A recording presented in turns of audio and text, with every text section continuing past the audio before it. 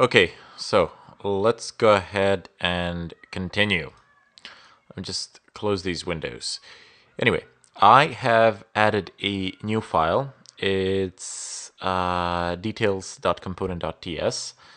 So hopefully by now you know how to create files. You need to create details.component.ts and details.component.html in the account folder. So let's go over the details.component.ts. Anyway, there are two new imports component we have imported before. So you have onInit and onDestroy here. These are basically interfaces which we have, ng-init and ng-destroy. So these methods we will basically explain down below when we actually utilize them. Now, the one down below is the activated route. And this is a service which we shall use in order to obtain the information on routes. And with it, we will fetch the information about the parameter. Activated routes, this is account and activated service. This is basically something that we had before. Component, we're just basically writing the basic code for our components. And I just forgot to start my stopwatch, which is always interesting. Oh well. There's somebody who remembered how to do that, Not important. We're basically setting up our component, so we're directing it to the template which will be rendered. So details.component.html, that is the file which we have created here. And down below, we are exporting the class, same as before. We're making a class, except we're just specifying that we will implement onInit and onDestroy methods. So it basically just implements them here. This is the private variable underscore account of type account. This will contain basically our account. The one down below, the string, this will contain an error if it exists, so type string underscore error. And param sub, this is basically what we will use this variable in order to hold the subscription to route parameters, and it is of type any because we don't want to think about that, so we've just typed in type any. But I will explain this down below when we get into actually utilizing it.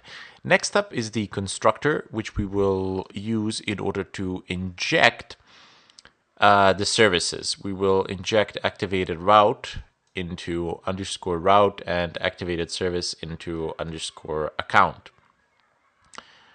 Moving onwards, you have the public method ng-onInit.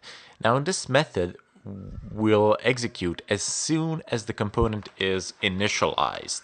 So if we need to fetch any information upon the initialization of this component, it is better to put them into ng-init as opposed to putting them in the constructor. This advances the stability of the component, so to say. Okay, so now down below we have this the beginning of this statement here, and you might have noticed that it pretty much holds the same syntax as before. We are using the arrow function, the arrow syntax functions or lambda functions. Now, the essence of this entire thing, what we are trying to achieve here is to subscribe to the changes within the parameters. Here's how we're going to do it. First off, the underscore param sub is the variable which will hold the subscription. Underscore route is the activated route service, which we have injected previously. Params is basically the parameter of underscore route, which is of type observable, and it refers to the parameters of the route. Now, type observable, which I've just mentioned, is something similar to promises, and it is also some form of asynchronous programming. It is a lot more powerful than the promises, a lot, but also far more complex, so we won't get into it just yet. And subscribe is basically a method which also takes a function as a parameter, but unlike the dot then method, which in promises, this function will be called whenever the changes of the parameter occur. So remember, before we have dot then, and this one is different in a sense that it will that this function will be called whenever the changes in the parameters occurs. So as I said before, in short, we're just subscribing to the changes that occur. And then we have the lambda function in here at the beginning of it. So you have the parameters of the function, and then we begin implementing the body of the function. Var ID, this is the variable ID of type number to whom we shall assign the value of the parameters ID.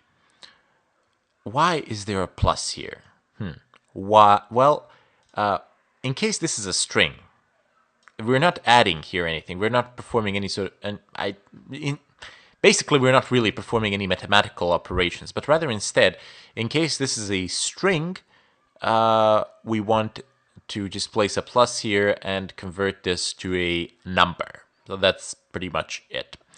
Now we have the reset of the account and error value. So this is going to be reinitialized to null, and this will be reinitialized to an empty string.